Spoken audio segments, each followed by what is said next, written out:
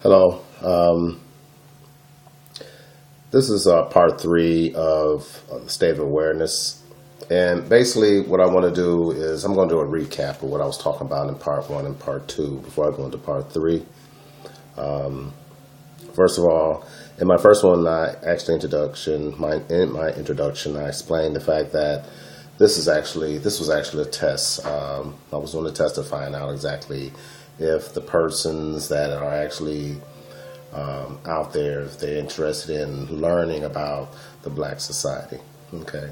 First of all, I talked about in part one my experiences in the black community, and I'm not talking about all black communities. I'm talking about the black community in which I was raised, and my reflection and my, what should I say, my view and what I contribute to the black community which I lived. Okay. Also, I explain about basically what I learned from my mom and my dad, inner city culture. I talked about my background. Also explained my view on the black inner city culture. Talked about the black dialect in inner city. Talked about the Irish background and being tricked to come to America, and also talked about the Irish first view of America. In part two, which is basically in the state of awareness, I talked about the Irish view of blacks when they first came to America, and I talked about what ifs. Right? I talked about what if black or the Africans were basically a world power during that time. Let's assume that they actually ruled the world and they came to America. They discovered America, and what they did basically, they needed the labor, and they brought in the resources to America to establish what it is today.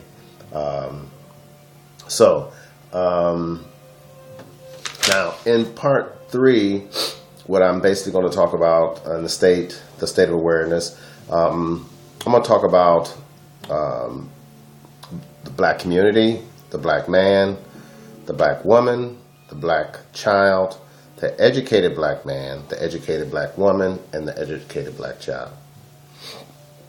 Okay. First of all, I'm going to give you a description of the inner city black community. The black community was basically was formed in many different stages. All right.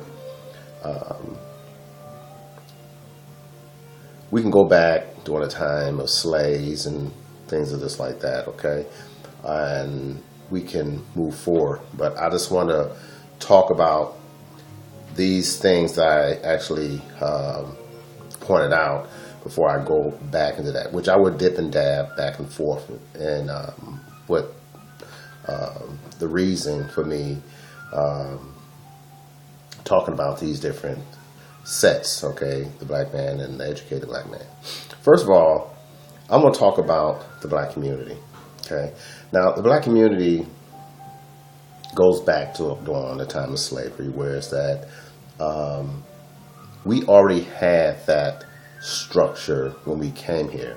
A lot of things was basically taken away from us because some of the fact that they wanted us to be submissive, okay, or retooled to work, all right? Just like a person in the military or any other fraternity out there, the first thing they do, they try to structure people so that they will be able to adopt the new way of life, okay, in the society or the community or the fraternity in which they live, okay, or which they will be living. All right. So the black community, we are a group of people that want to excel in life. All right. It's not that we can excel. The point is that there are a lot of obstacles out there that's preventing us from excelling. All right. First of all, we all know, or most of us know, that the education that we have in inner city community is outdated. Okay. We have the welfare system servicing those who are either criminals or very reluctant to work, or those that need the system, but once they are caught up in the system, they caught up in such a way where it's easier to be on the system than work. Now, what our government is trying to do is basically structure the black community so that they can be more dependent on themselves. All right. Well, there's a catch-22 in this. In order for us to be dependent on ourselves, we have to create our own education system. Okay. Now, how can we do that? First of all, we must educate ourselves. Now, how are we going to educate ourselves? Well, what tools, what resources are we going to use to educate ourselves? Are we going to educate ourselves based on what was brought here through England, okay, or through Europe, or should we educate our children based on the culture in which we came? All right.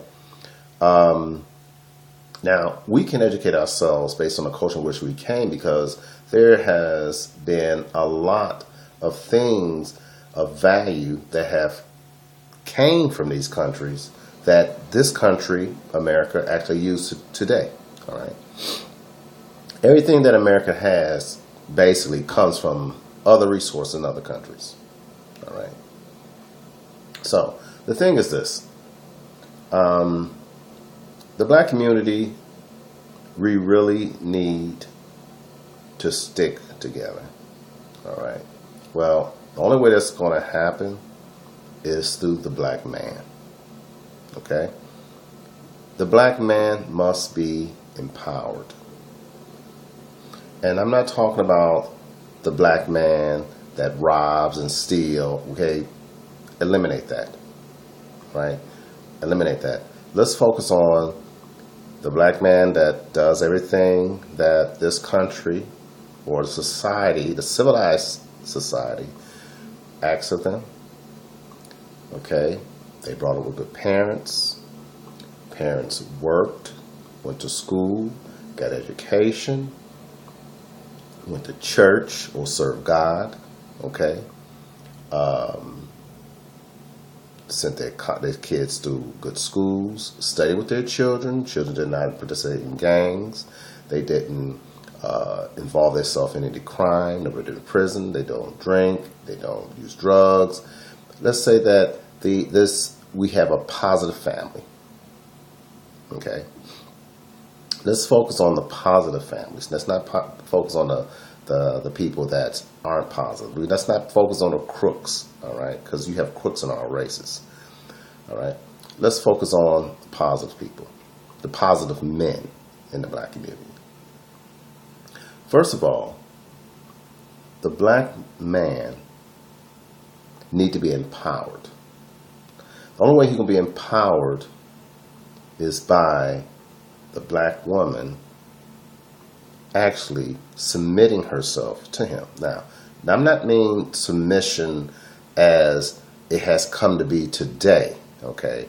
Submission means that an empowered, strong black woman leading him and supporting him in such a way that he produces good results or positive results, okay?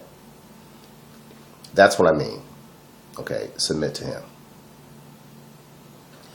Through the submission, the black woman would acquire a lot of other things. The same thing she'd be still be working and everything else like that, okay? Is that she is following she's following his path. She's following his lead by structuring the family, how the family need to be successful in this country. Okay? The black child need to be disciplined, not spoiled, and know what it is to be obedient. Now, the educated black man is a man whose parents went to school, family has a good education, okay, and did the things he needed to do to be a role model of his community, has a good wife, the woman is very proactive in the community, and the kids are also proactive in the community, right? Helping the elderly and doing voluntary work and things like that, okay? Now, this group of things that I'm going to be talking about, okay, I'm going to expand on these different things in part 4 so that give you an idea exactly what it takes for these things to work in a black community, okay? I know it will not be easy, so does yourself. And like I said, I'm not talking about the Europeans. I'm talking about the African, descendants of Africa that actually lives in this country, which they call blacks, and how they should function in the black communities. Okay. Okay. So I'm going to stop this video here, and I'm going to start with part 4. And I'm going to try to do 2 other parts and before I sign off for this evening. Okay? All right. See you on part 4.